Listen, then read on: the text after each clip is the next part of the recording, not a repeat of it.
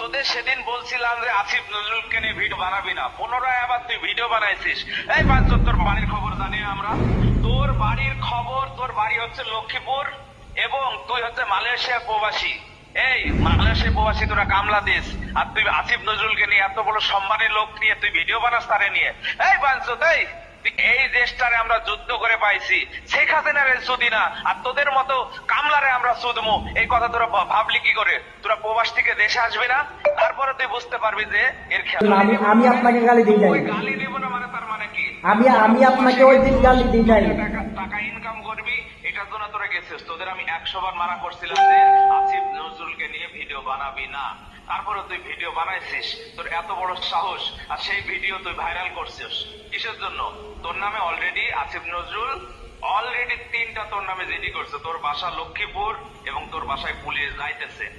আমাকে থ্রেট করাতে আমি তাকে গালি দিছি। আপনি যদি আমাকে থ্রেট না করতেন তাহলে আমি গালি দিতাম না। আর আমাকে থ্রেট করলেন কি লেগে আপনি? আমি সেদিন তোর সাথে ভদ্র ভাষায় কথা বলছিলাম।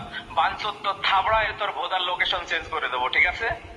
আচ্ছা, কি তো মনে করিস আমরা সকল মানুষের ফেসবুকে কে কি ছাড়তেছে, কে কি করতেছে না করতেছে, সবার তালিকা আমাদের কাছে থাকে।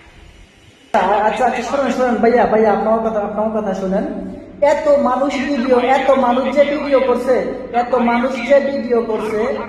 আপনারা কি ওদের বাল ফালাইতে পারেন না?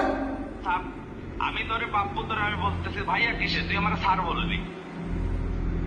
আমি আপনারা কি বলবো?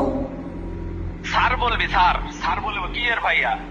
আচ্ছা, যে আমাকে পড়ালেখা শিখাইছে, যে আমার স্যার, আমি শুধু তাকে স্যার বলবো। আপনি আমার কোন হ্যাটার স্যার? আপনি ওই স্যারের কোনো কাম নাই, তুই আমাকে স্যার বলবি। তোর ভাইয়া কিসের? আমরা কি জানিস তো আমরা কোন লেভেলের মানুষ, সেটা বুঝতে হবে। আমরা অলরেডি জুলাই যোদ্ধা এবং আমরা ভালো একটা পোস্টিং এ আছি, আমাদের স্যার বলবি। আচ্ছা, সম্মানিত, আপনি যে আমার হ্যাটার স্যার, আমি আপনাকে বলি একটু শুনেন।